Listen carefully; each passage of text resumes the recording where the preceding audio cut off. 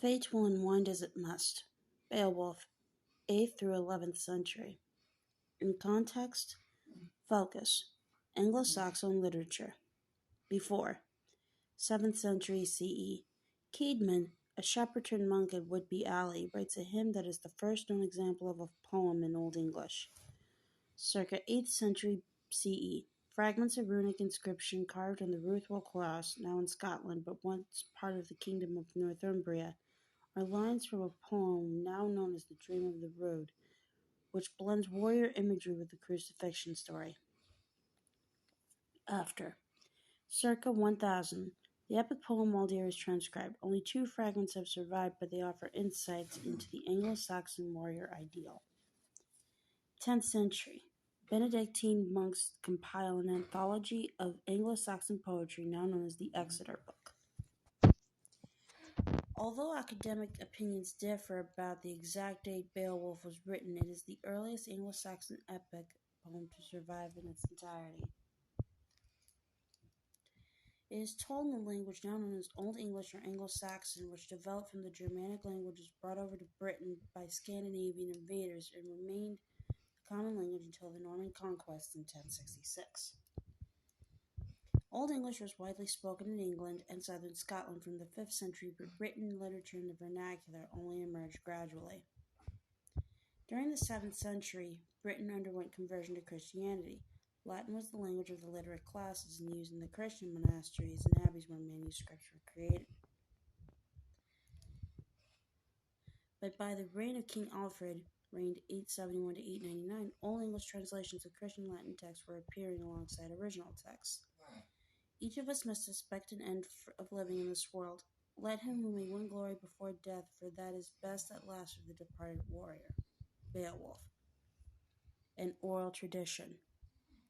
It is likely that Beowulf dates from the 8th and early 11th centuries because it appears to have been written from a Christian perspective in spite of its pagan subject matter. It is not clear whether Beowulf was composed by the person or persons who wrote the original manuscript, or whether this was a transcription of an older poem. There was an Anglo-Saxon oral tradition of storytelling by reciters of poetry known as scops, mentioned in several Old English texts, including Beowulf, and it is possible that the poem had been passed down orally many years before it was recorded. Like its language, the poem's story has its roots in Scandinavia and deals with the legends of the people there, including several historical figures from around 500 CE.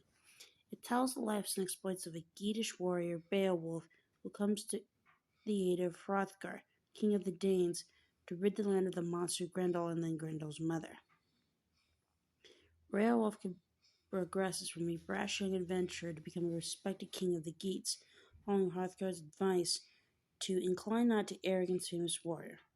His final battle is to save his own people from a dragon. Both epic analogy.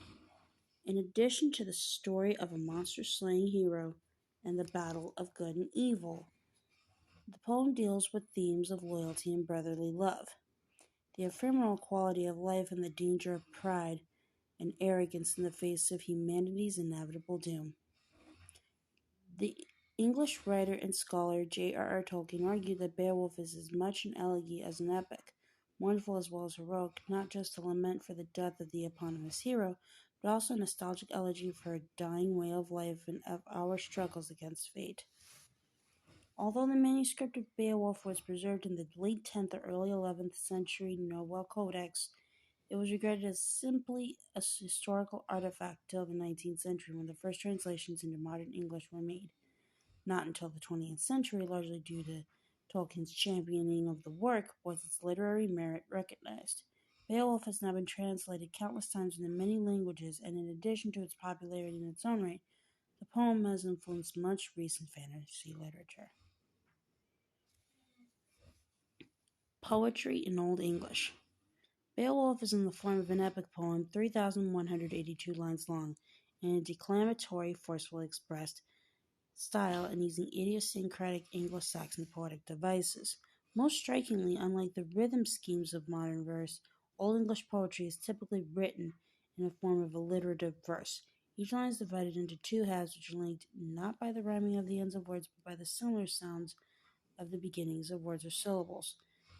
The two halves of each line are often caused by a caesura, a pause, effectively making them as an alliterative couplet.